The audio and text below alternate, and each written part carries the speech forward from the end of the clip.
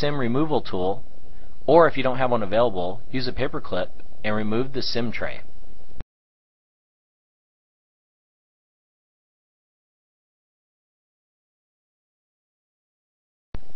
Using a small Phillips screwdriver, there are two screws located at the bottom of the iPhone, right on each side of the main connector.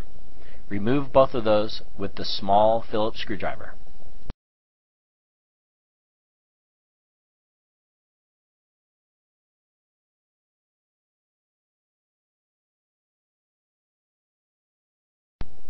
Using a case opener tool, start near the first screw that you took out, and you'll be able to pry the screen loose using a case opener tool from pdaparts.com.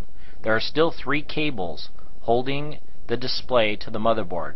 They are numbered 1, 2, and 3. Make sure you remove them in that order.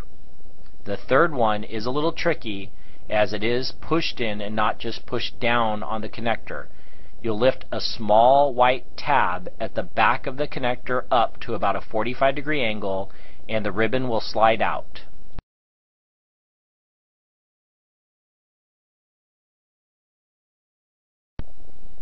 Stop right here.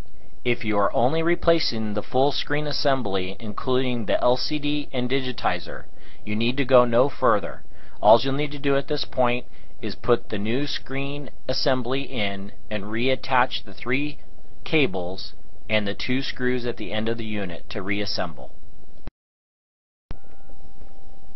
We're now going to remove the LCD from the touch panel assembly. There are 3 screws on one side. 2 of the screws are under tape. You will need to lift that tape to get them out. Using a small Phillips screwdriver, please remove the 3 screws on this side of the LCD and touch panel assembly.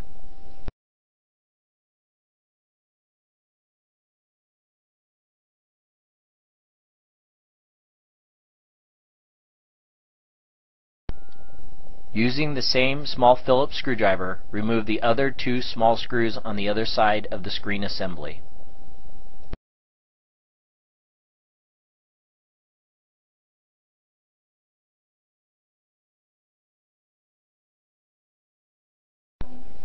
There is one more screw at the top back of the assembly that will need to be removed with a small Phillips screwdriver also before you're able to remove the LCD assembly. Using a case opener tool, gently remove the LCD assembly.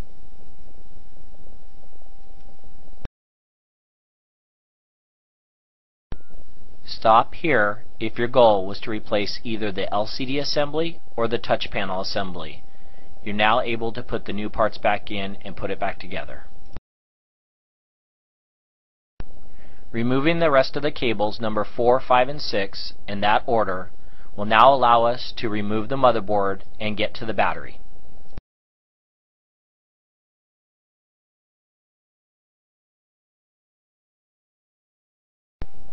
All 3 of the connectors, 4, 5, and 6, are just pressed onto the motherboard. Just carefully pull them up and they will come off of the connectors on the motherboard. We're now going to remove a total of 7 screws. One of the screws, which will show you it here in a second, is underneath a label. You'll need to remove that label and remove that screw first using a small Phillips screwdriver.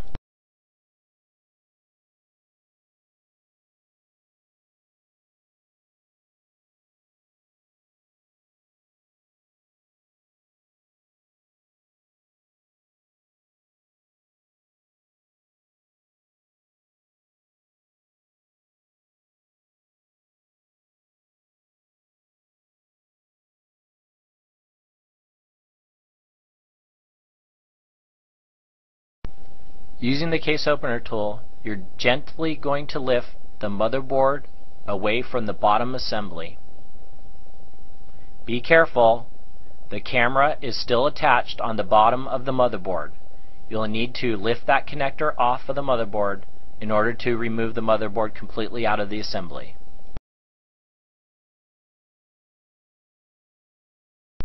The battery is only held in with some double-sided tape on the back.